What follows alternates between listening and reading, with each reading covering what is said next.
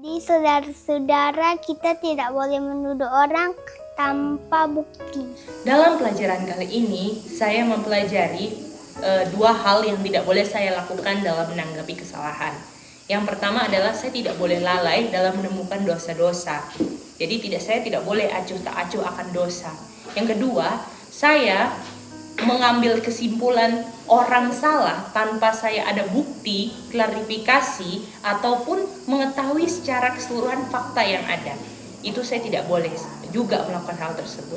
Tetapi orang Kristen tidak lepas dari tuduhan palsu. Tapi harus ingat bahwa Tuhan mengetahui segalanya dan Tuhan yang memiliki penghakiman, dan Tuhan tahu setiap detail hal yang saya tidak lakukan tapi dituduh oleh orang. Dan apabila saya dituduh palsu, saya tidak boleh kembali menuduh. Saya harus meresponnya dengan baik, tenang, dan juga panjang sabar. Itulah yang akan membuktikan bahwa Roh Kristus ada di dalam saya.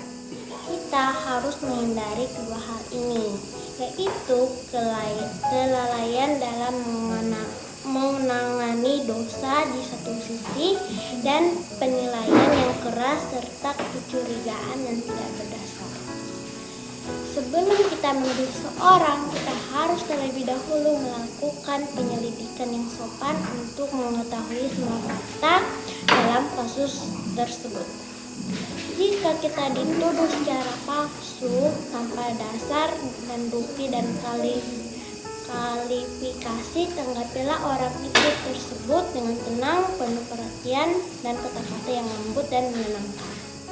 Umat Kristiani harus berhati-hati untuk menghindari kedua ekstrim di dalam menghadapi persoalan. Yaitu yang pertama, untuk tidak lalai dalam menangani dosa di satu sisi. Dan yang kedua, kita harus berhati-hati menilai penilaian yang keras serta kecurigaan yang tidak berdasarkan di sisi lain. Kalau kita tidak berhati-hati, maka kita tidak akan dapat melakukan penyelidikan yang sopan untuk mengetahui semua fakta dalam kasus yang dihadapi. Bila kita diperlakukan dengan tuduhan palsu, maka kita harus bersikap tenang dan penuh perhatian dan berkata-kata lemah lembut dan berpikiran positif, karena kita berada di pihak yang benar.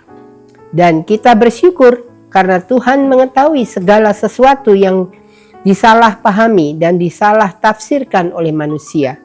Dan kita serahkan semuanya ke dalam tangan Tuhan dan percaya Tuhan akan di pihak yang benar. Maka hasilnya kita menang di dalam Tuhan.